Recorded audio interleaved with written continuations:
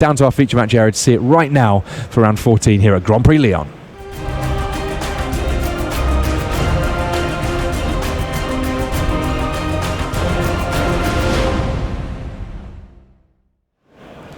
Hello and welcome to this round 14 here at Grand Prix Lyon. We get a chance to see Dario Fassler up against David Juric. We have blue-black mill against blue-white control. So this is kind of an interesting matchup. Both of these players adopting something akin to a control role in many matchups, but counter magic on the side of David Juric, whereas there's just all of these different ways of attacking games that go long, really, for the blue-black mill deck. This is going to be very interesting. I wonder already if we're going to see a Mesmeric Orb resolve early in the game, if he actually decides to play it.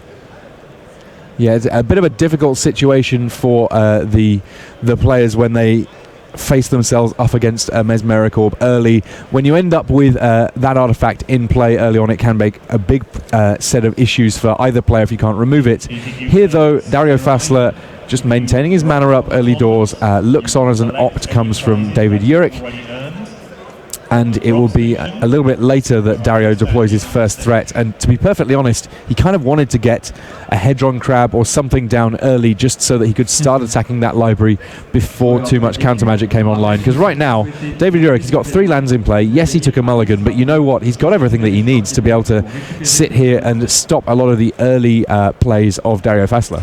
Yeah, this is sort of a weird matchup in the sense that David Juric has some dead cards and removal spells, but even then they might actually become relatively useful because even though it's a mill deck, it still runs quite a few creatures. There's the 4 Hedron Crabs and 4 Manic Scribes, so he is going to have targets for his Lightning Helices and his Path to Exile anyway.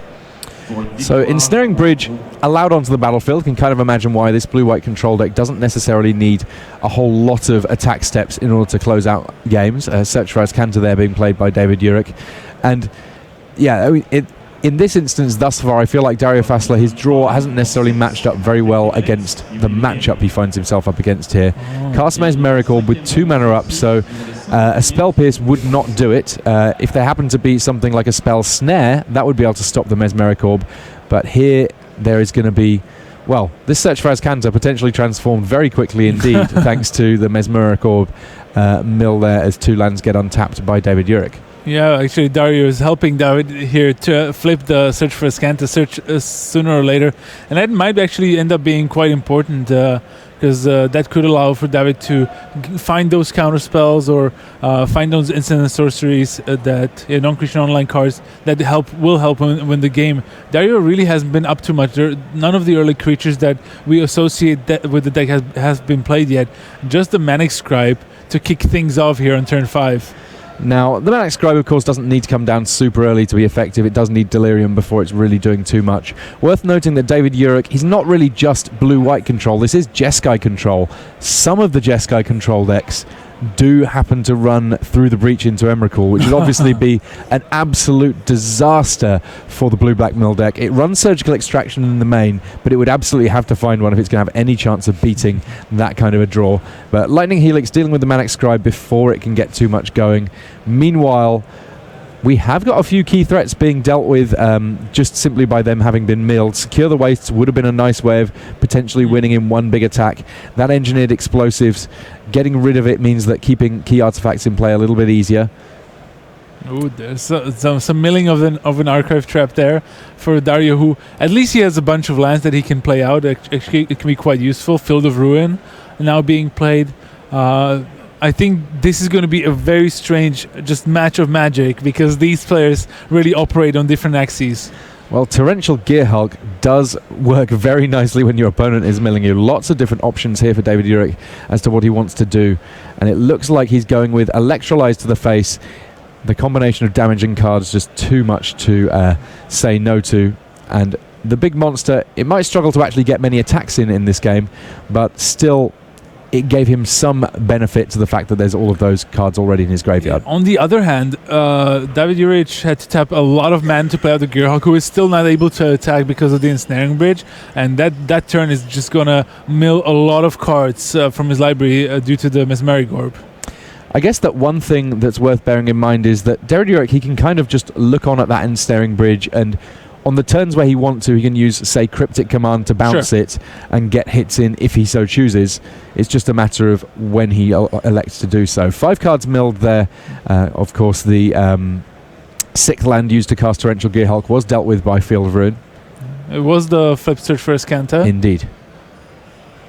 Ensnaring Bridge, originally from Stronghold there. Very, very potent card in this modern format.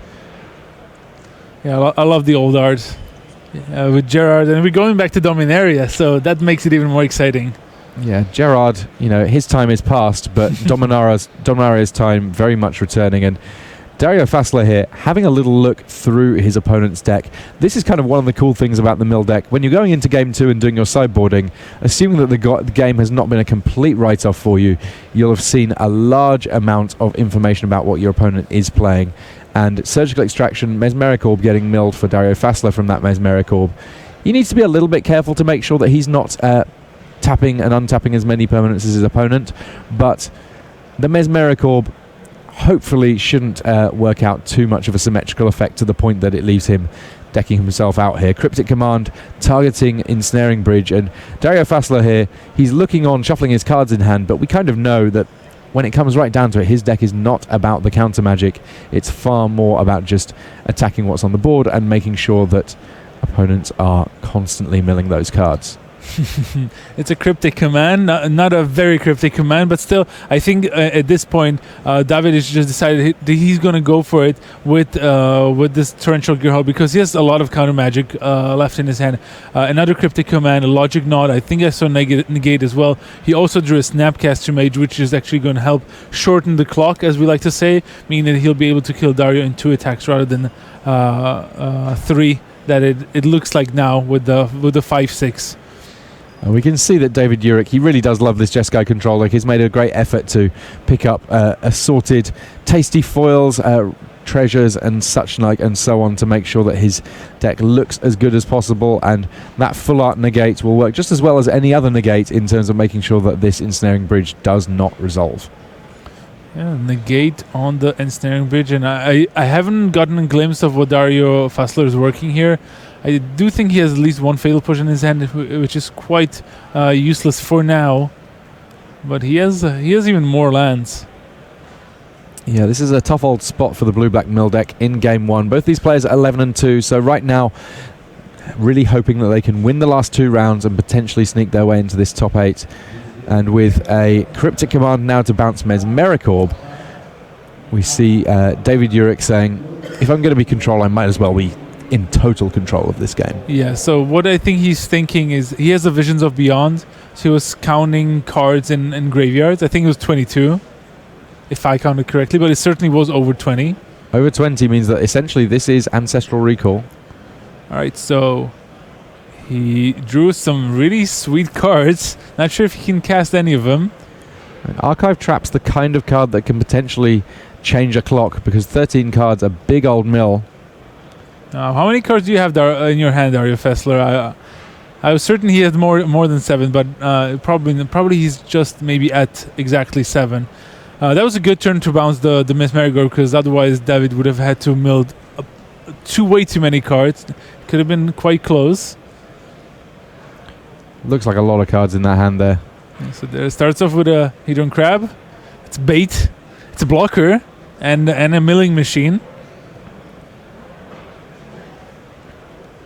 We do like a Hedron Crab. It's a card that we've seen see play milling on both sides. There are definitely some decks that very much like to use the Hedron Crab to mill themselves.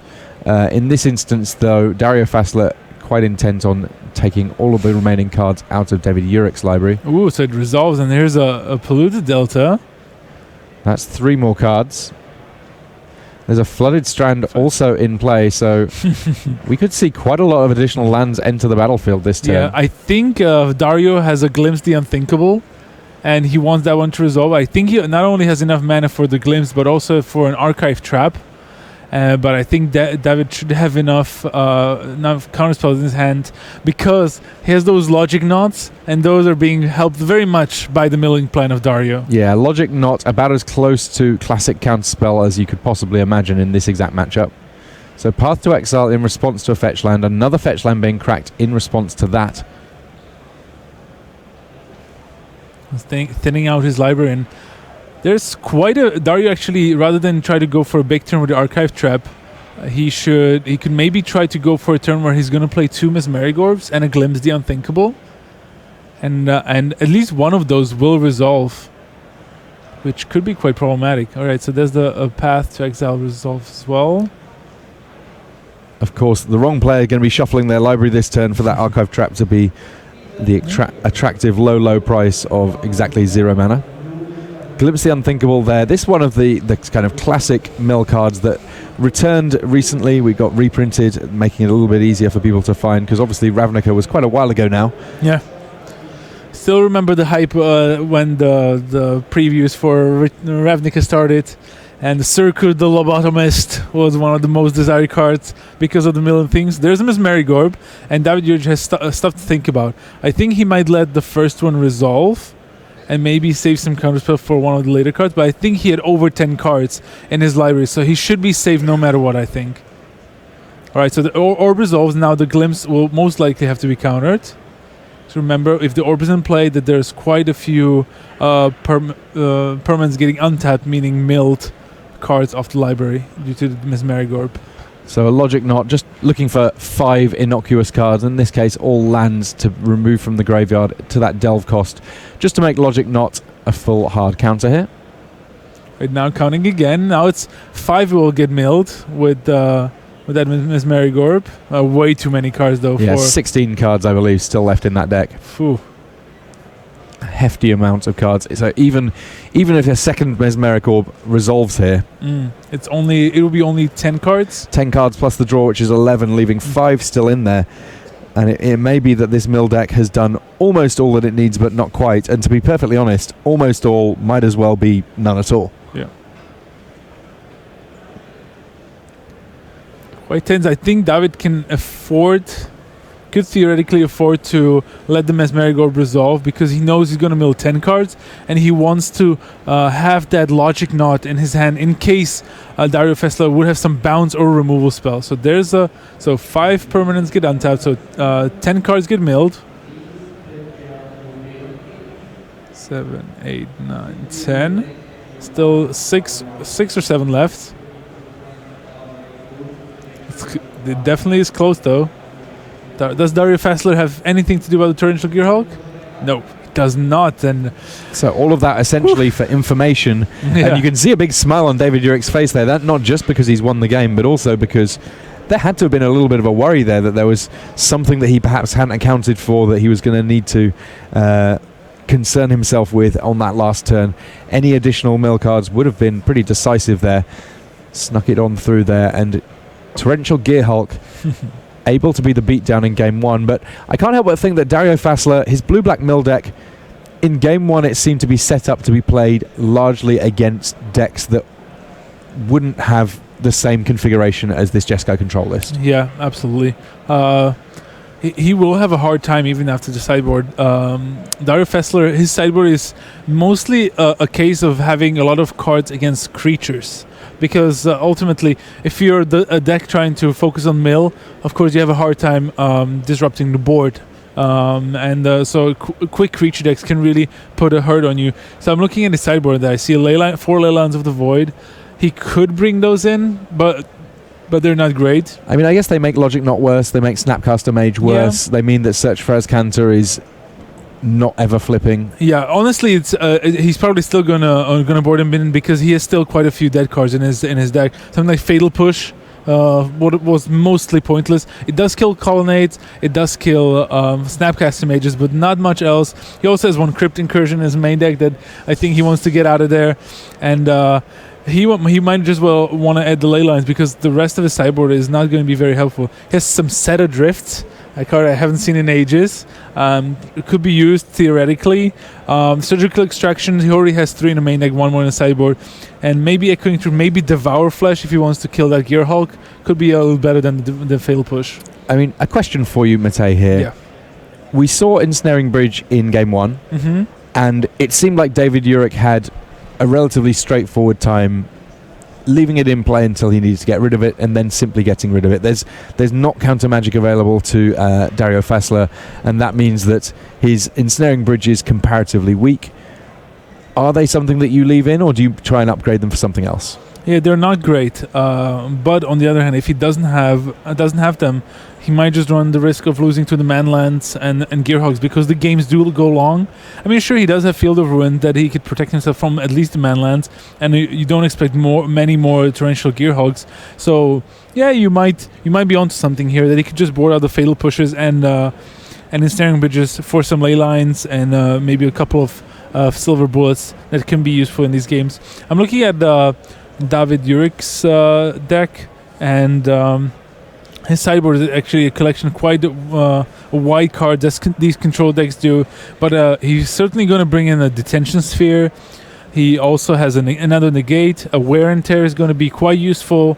So he has a few cards to bring in. He's probably going to shave some of those Electrolyzes and Lightning Helices. Or yeah, I think Path is probably still the best removal spell against the Manic Scribes and Hedron Crabs. The one piece of good news, I suppose, for Dario Fassler is that from looking at that list in a bit of detail, there are no Emrakuls. So no. At least in that regard, it's one less thing for him to worry about. The mill deck, while it has got Surgical Extraction, it doesn't really want to have to rely on it in order to be able to get through the game. So we are shaping up to start our Game 2 here. Game 1 took a little bit of time. There's 33 minutes left on the clock. That ought to be plenty, even if we do get to a Game 3, but we will see soon enough as these players draw their opening hands. Yeah, and I see a Negate, a Lightning Helix for David Juric, Snapcaster Mage. So he definitely has some things going for him. Quite a few lands from Dario. I thought I saw Damnation. Hopefully, it's just something different. Collective Brutality shuffle to the front of his hand there, so that one may well take a little sneaky peek and get rid of a key card before it really gets to be deployed here. Yeah, I don't think it was Damnation after having a second look. There are moments that Damnation is a solid pickup, and I guess that it is at least an improvement on Fatal Push in the deck, but I think he ought to have been able to do better than that. I guess we'll find out soon enough. Yeah.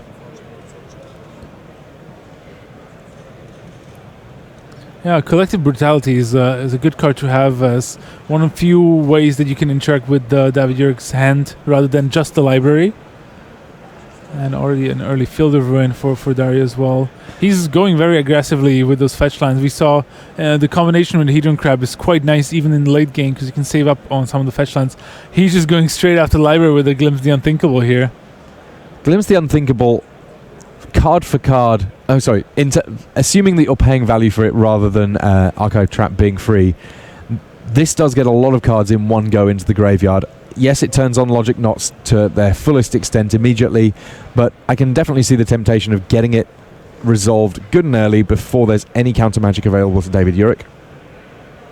From here on out, there's going to be counter magic for a large proportion of the time. Looks like in this instance, Engineered Explosives on 2. So he's already prepared for the potential of a Mesmeric Orb or similar. As things stand, I think that we might see Dario Fassler playing a Hedron Crab and a Sheldock Isle this turn.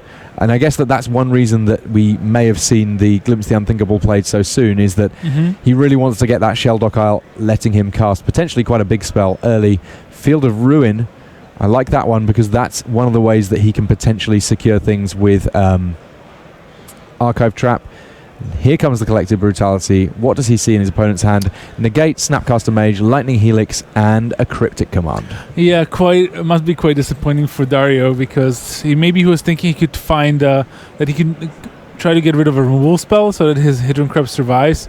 But it's going to be tall order because he cannot take the Snapcaster Mage, and he milled 3 lightning bolts already. So there's always the option of David playing the Snapcaster Mage and playing the lightning bolt.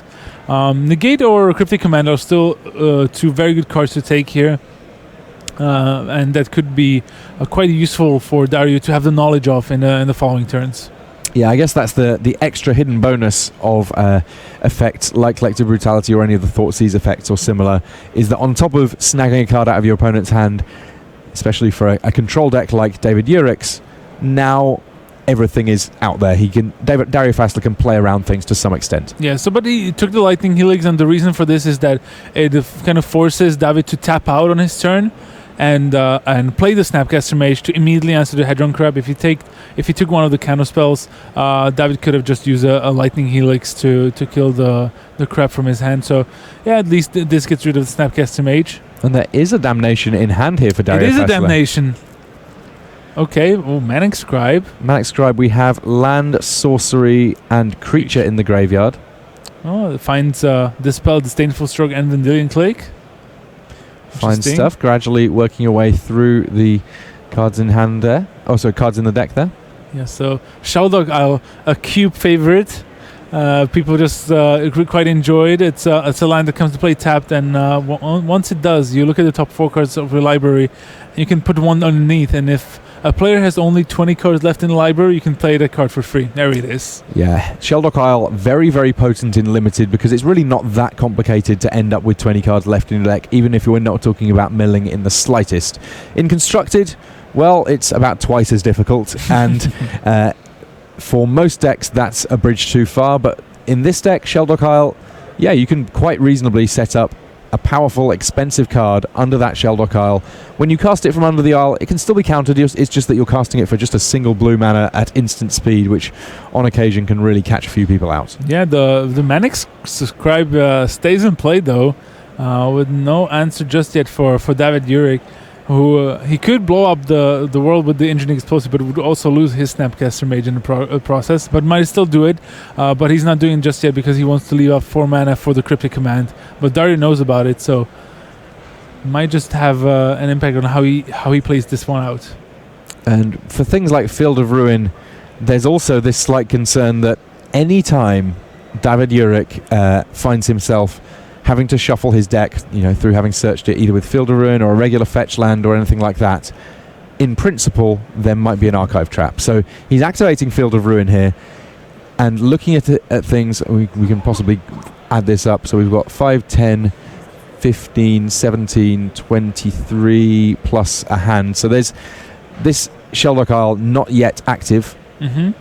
So now Dario puts some mana in his pool from that Sheldog Isle. Both players search for a land here. So this means that David still has negate available and can represent the Logic Knot. But Archive Trap, definitely a concern here, and this may be the reason he's activated the Field of Ruin now rather than later. At least this way it minimises the chances that Archive Trap's in hand, and he's still got mana available to potentially counter it. Now Field of Ruin for Dario here.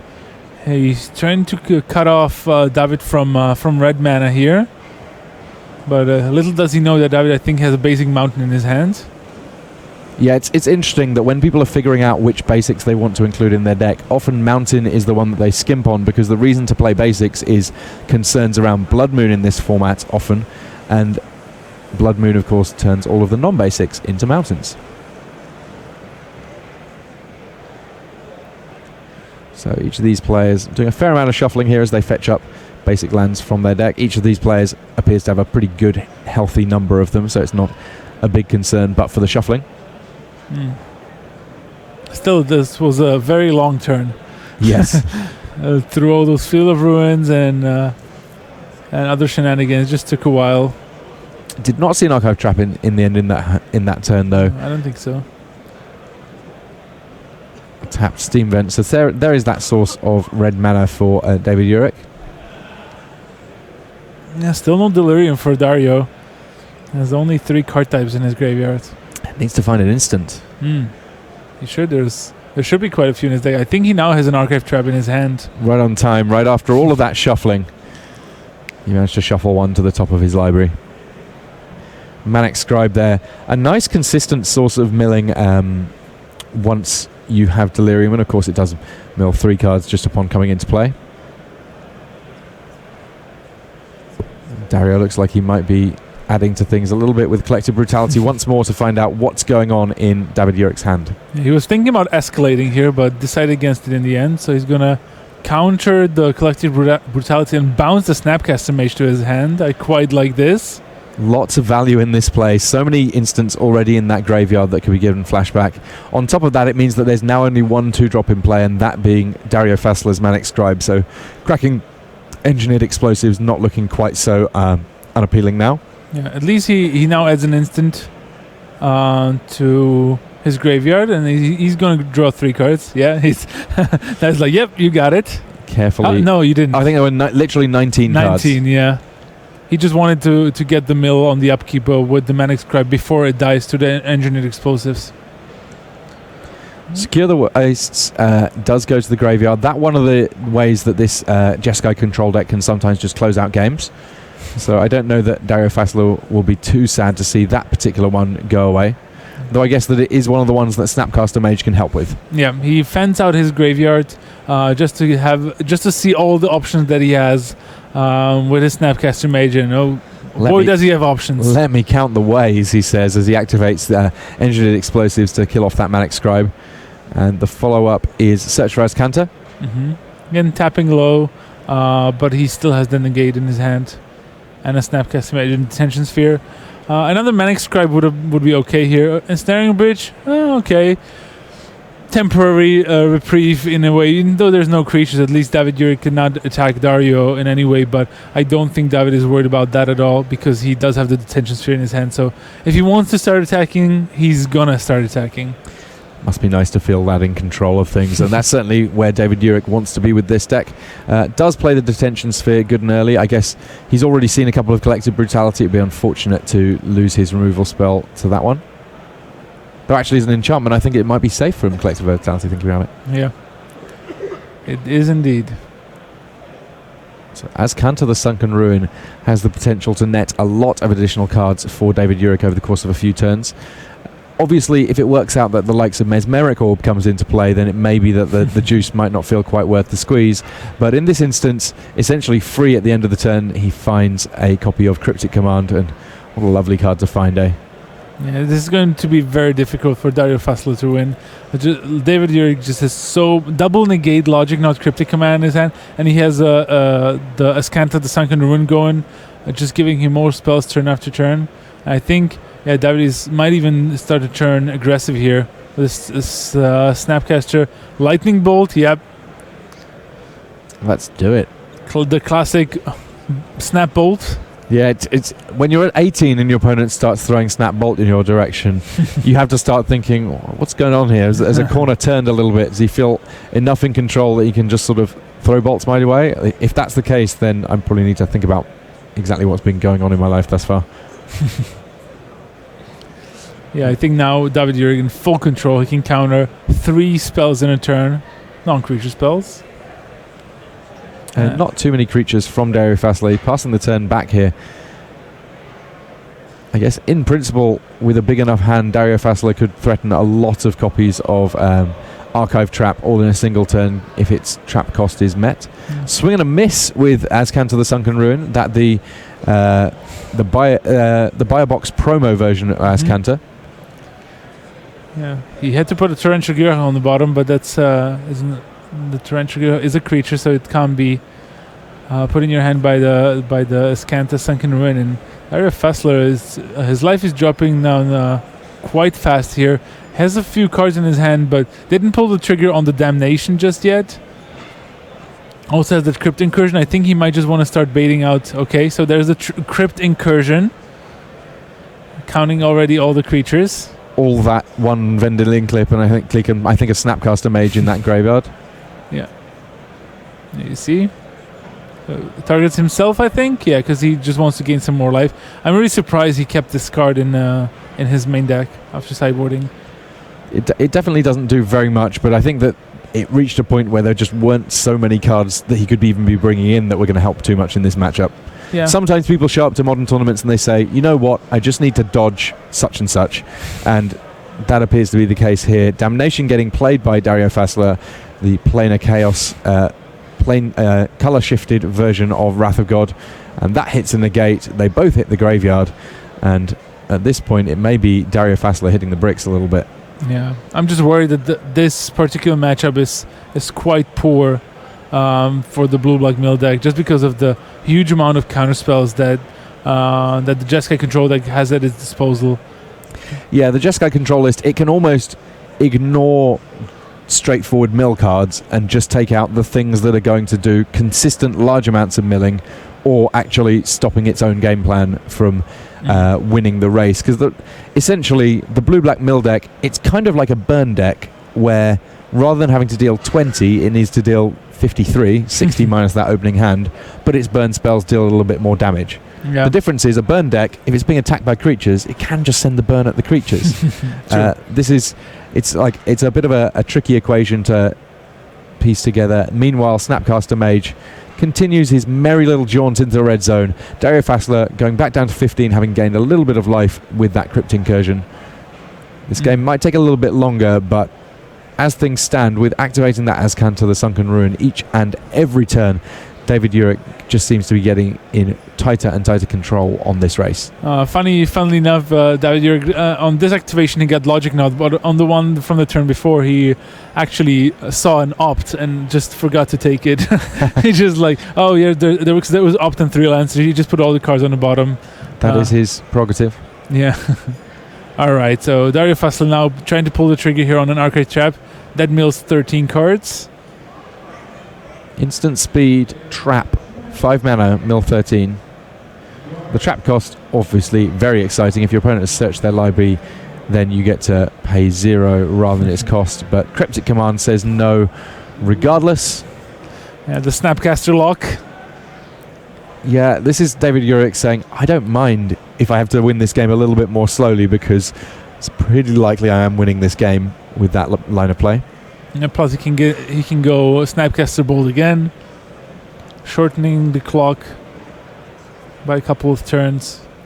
Got a few results coming in from some of our other tables, which we'll be able to bring you after these. Of course, we have got other matches in our feature match area. I don't want to spoil any of them for you before we get to them, but after this game, we'll potentially give you a little bit more of an update as to the shape of how our top 8 is getting close to shaping up. Snapcaster Mage attacking here for 2. David Juric's life total has never really been troubled in this match, nor would you expect it to be given the way that the mill deck operates. Another Archive Trap fired off here, and Disdainful Stroke? Yeah, I think so. Nice. That one will do it. Another one of David Juric's sideboard cards. And Dario Fassler, if you're here now, I think if you're in his seat, you're wondering, what can I possibly do at this point? I'm playing against a control player who I know has been drawing counterspells with Azcanta, in addition to all the other cards that he's been drawing in this game. Big frown on his face there, and you can see he does not like the smell of where this is going. Yeah. David Juric firmly in the driver's seat here. Another Snapcaster Mage. Lightning Helix to the dome and an attack. I don't think Dario Fassler could have done anything about that.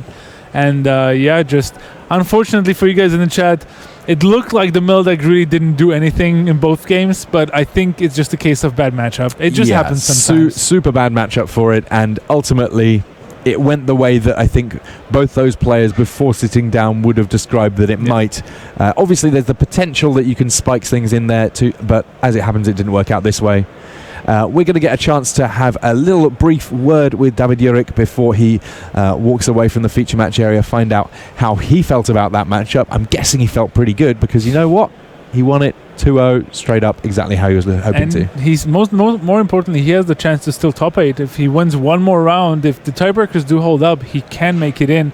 We'll see how it pans out, and I'm quite curious to see what he thinks. Yeah, it'd be nice to get some control in our top 8. It'd be nice to get all sorts of decks in our top 8. I'm just kind of hoping for a bit of variety in there. But we're going to get a chance to speak to David right now. So let's head down to our feature match area and have a few words with our winner. Hi, David. This is Tim and Matej in the commentary booth. Congratulations on the win there. Thank you. When you realised that you were up against a mill deck, how did that make you feel playing as the control player? So I realized on turn 2 that there is something unfair going on the other side, because there is no fairer deck in Modern that would play a Dark Shores on turn 2. So the opt, I believe it was, found me a negate, and in the blind I would have almost certainly bottomed that, but given the Dark Shores, that is something you immediately top. And from there on it was just accumulating counter spells and doing the control thing. It's funny, it's one of those matches where it almost felt inevitable it was going to go kind of long, but at the same time you were the one that was dealing the damage, and even when it came to the end of game 1, I mean, how many cards were left in your deck at the end of game 1 there? 16, I believe, maybe 15. Yeah, and then you milled 10. Yeah, 10 so like 5. Yeah, 5, yeah. Yeah, enough that I didn't want to tap the last 3 to go Snapcaster Bolt at end of turn, but not enough to cause concern. Yeah, I mean, I wanted to ask you, because the whole game 1 was very interesting. How did you... what was your approach in dealing with the Mesmerigor? Because obviously the more you play spells you play, the harder it gets. So how did you do the math? So, as far as I could afford it, I tried to ignore the Mesmerigor because it is the least efficient mill spell, because I'm the one who controls it, not my opponent. So as long as I felt that I had a cushion where I could allow the Mesmerigor to do its thing, I did, and I focused on countering the immediate mill effects, because between Cryptics and Engineered Explosives or Snapcaster Cryptic and so on, eventually I would be able to deal with the Mesmerigor if I desperately needed to. And in the meanwhile, it was putting cards in my graveyard, with which 4 Snapcasters and a Torrential Gearhulk is like a second hand. Yeah, those logic knots are probably the best logic knots that you'll ever have. When your opponent is just casually casting Glimpse the Unthinkables on you and so on and so forth. Yep. So a nice round for you there. Of course, 1 round to go, and it's, best of luck to you in that last one, because still got hopes on top 8 here in Lyon. I'll let you go away and psych yourself up for this final round in the Swiss here. Thank you. Thank you. Lovely stuff there from David Juric. Lovely to hear from him, and it sounds like he demonstrated one of the important skills in Modern, which is figuring out which deck your opponent might be on based on just the lands that they've played in the early turns. Yeah, true, and it was very interesting to get this insight that already a turn 1 opt presents you with a very big decision, and one that he made very correctly, that negate was very useful in the first game. Well, we will have some more magic for you here from MTG Red Zone in our round 14 soon enough. Do not go anywhere. Be right back after these messages.